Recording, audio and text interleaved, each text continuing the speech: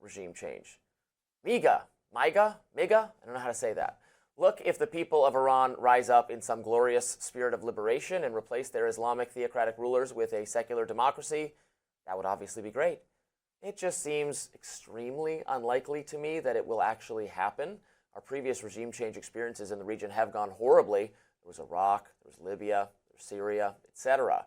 U.S. foreign policy cannot revolve around regime change in the Middle East. It doesn't work. The American people don't want it. U.S. leaders who have agitated for it have exposed themselves as naive time and time again. Now, Donald Trump typically has excellent political instincts. I fully concede that. But in this one, he's not listening to the base, which wants America first. Trump should spend more time with Tucker Carlson and Marjorie Taylor Greene and Rand Paul and Joe Rogan and everybody in the MAGA movement who put some degree of faith in Trump because he consistently opposed disastrous wars in the Middle East. Make Iran great again? I'm sorry, no, it's make America great again. And America will not be great if we are bogged down in another Middle East war. We did not vote to enact the political agenda of the late Senator John McCain. We voted to mind our own business and focus on domestic problems. I really thought Trump got that. Now I am not entirely sure, because he is in fact going farther, Niall, than some of what his advisors have said, that no, this is about taking out the nuclear capabilities, and now we want to negotiate. It's not about regime change. Trump is giving voice to the regime change crowd that has been part of a Republican establishment that he himself ran against and largely beat back into the shadows, into obscurity, and now seems to be once again directing our Middle East policy, our foreign policy, no matter who we vote for, from Barack Obama to Donald Trump and everything in between. We still get a foreign policy geared around regime change. Yeah, he is opening the door to that very wide. Having run as a candidate who was closed off from that sort of thing, you drew the contrast with John McCain, the late John McCain, who had a much more interventionist mindset. And I think that's why this has caused such consternation to the Steve Bannons and Tucker Carlsons. And, you know, Marjorie Taylor Greene, who I have criticised about 99 times out of 100 things that she's done, has actually stuck with her principles in this one and continues to say that she thinks it is wrong for the US to be essentially fighting a war at Israel's behest. And I think that is correct. In terms of regime change and this Truth Social post that Trump made, it just seems to me a basically ludicrous assumption that the Iranian people will be made more amenable to throwing off their rulers while the US and Israel are bombing them, changing them at the behest of Israel and the United States. If anything, that seems to me much more likely to make the Iranian people more to rally around the flag, even though they have many very well-founded objections to that theocratic regime. Right, and what would that even look like? I get that. I know that Ali Khamenei is a very old man. He could, if we continue military intervention, it is fully possible we could kill him intentionally or inadvertently, and then he would be replaced because he would no longer be alive. He would no longer be the head of the government. That doesn't mean the government itself will change in character. It could just be another theocratic Islamic extremist. So the idea of it changing in a way favorable to us, you know, when you go through past examples of regime change that has more or less succeeded, we have to go back basically to World War II. We go, yes, we did regime change in Germany. We did regime change in Japan. That took occupying the countries with troops, destroying, in the case of Germany, destroying the entire country.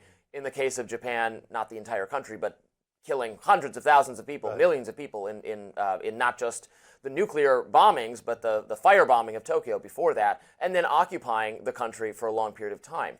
That is what successful regime change, a regime change that was favorable to the United States' interests, that's what it took. It took an occupation. Is that what we're going to do? Right. Well, and also in those cases, obviously in the case of Japan, it had attacked the United States. Yes. And in the case of Nazi Germany, it was an absolute horrific threat to democracy and freedom in the world. Right. I think there is easily an argument that could be made that Iran could have been contained and could continue to be contained. And this expansive sort of vision of regime change, I think, is crazy stuff. Just briefly, I noticed that some of the people pushing it, well, they're kind of giving me flashbacks to the Iraq War when there were guys like Ahmad Chalabi and all those guys around selling people in Washington on the idea that this was all going to be fantastic, would be welcomed as liberators, did not work out that way.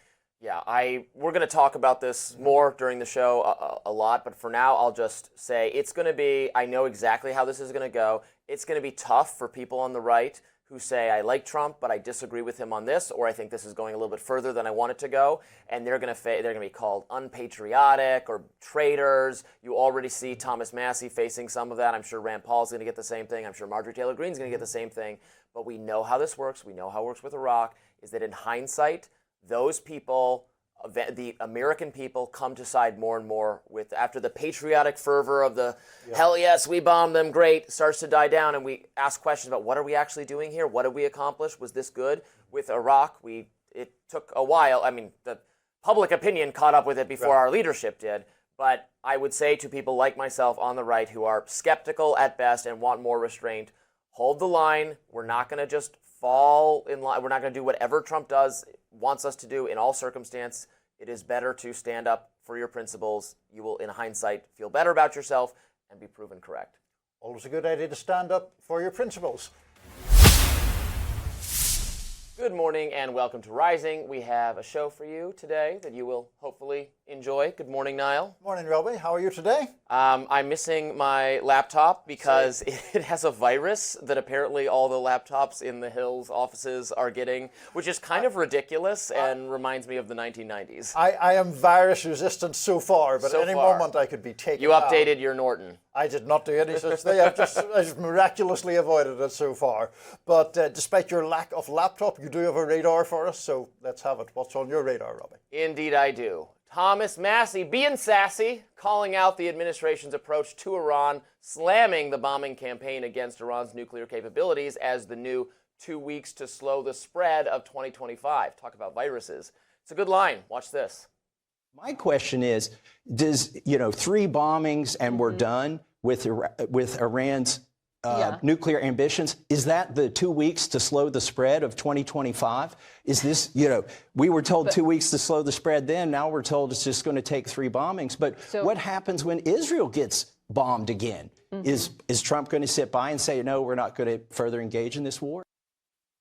No surprise, I liked that metaphor quite a bit. At the start of the pandemic, if you recall that, we were assured by the experts in government and healthcare we just needed to lock down and social distance for 2 weeks in order to give hospitals the time they need to prepare for handling COVID cases. A brief, minimal interruption, and then life would return to normal.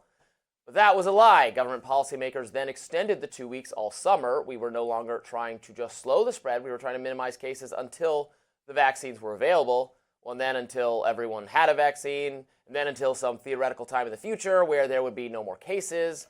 Fortunately, the public had lost patience by then, and our government's preference for restrictions on our liberties was overruled. Guess what? Thomas Massie thinks it's happening again. Our government has assured us that this is just a limited number of strikes, not against the Iranian government itself, but against its nuclear capabilities. Vice President J.D. Vance confidently asserted that the U.S. is at war with Iran's nukes, not Iran. Well, that's a distinction that frankly doesn't make very much sense, but perhaps he feels he has to make it since Congress never voted to authorize a war against Iran. Another point Thomas Massie keeps making. Indeed, the Iraq War, by contrast, was debated, discussed, ultimately voted on, so that those who backed it could later be held accountable. That is what Massie thinks should happen this time, too. And for his sin, wanting Congress to do its job per the Constitution, President Trump is savaging him. Indeed, Trump has laid into Massie with such fury. Massie joked Trump should try to get a declaration of war for that as well. And look, it's not just idle chatter. Trump is also launching a primary challenge against Massie. Axios reported on Monday that Trump's team is starting a super PAC with the goal of getting Massie out of office. Trump political advisor Chris LaCivita said they would spend whatever it takes to defeat Massie. Well, that'll be quite a challenge for them, as Massie is extremely popular in his district and has previously shrugged off attempts by AIPAC and others to harm him. Now, Massie, I would argue, is popular because he is MAGA. He is America First. He has principles and doesn't just throw them away because Trump is suddenly singing the neocon song. Massie knows that America's regime change wars in the Middle East have been a disaster and that Americans are sick of them. We do not want to get bogged down in a conflict between Israel and Iran.